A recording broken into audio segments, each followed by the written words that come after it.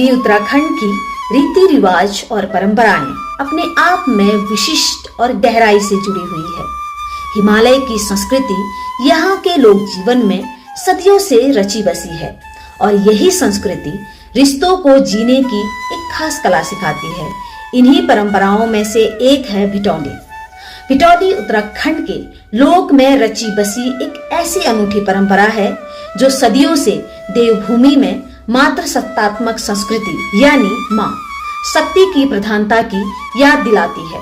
साथ ही यह लोक जीवन में बहन बेटी के प्रति स्नेह और भावनात्मक सहारे की प्रेरणा भी देती है।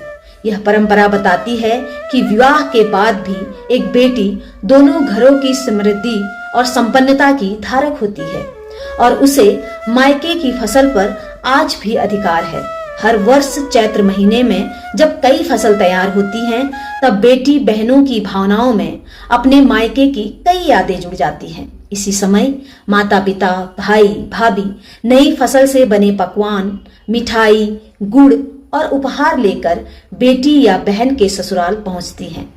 इसे ही भिटौली कहा जाता है। पहाड़ों की विषम भौगोलिक परिस्थितियों में जहां दूरियां बहुत थी और मायके तक पहुंचना आसान नहीं था, वहां बेटियों का दर्द, मायके की याद और पहुंचने की कठिनाई, इन सब ने मिलकर इस परंपरा को जन्म दिया। कहते हैं जब पहाड़ों में न्योली पक्षी चहकती है तो उसकी आवाज में एक बेटी की अपने मायके के लिए पुकार सुनाई देती है। इसी पुकार में भिटौली के गीतों का सृजन भी हुआ, जिनमें माँ बाप भाई बहन के स्नेह और मिलने की गहरी आकांक्षा झलकती है।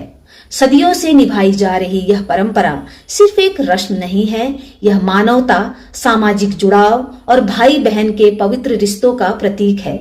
आज भले ही समय बदल गया हो और सुविधाएं बढ़ गई हों, लेकिन भिटौली आज भी ग्रामीण क्षेत्रों में उतनी ही आत्मीयता से निभाई जाती है। लोग आज भी सिर पर उपहार और भेंट लेकर अपनी बेटी या बहन के ससुराल तक पहुंचते हैं और रिश्तों को निभाने की एक अनूठी मिसाल पेश करते हैं।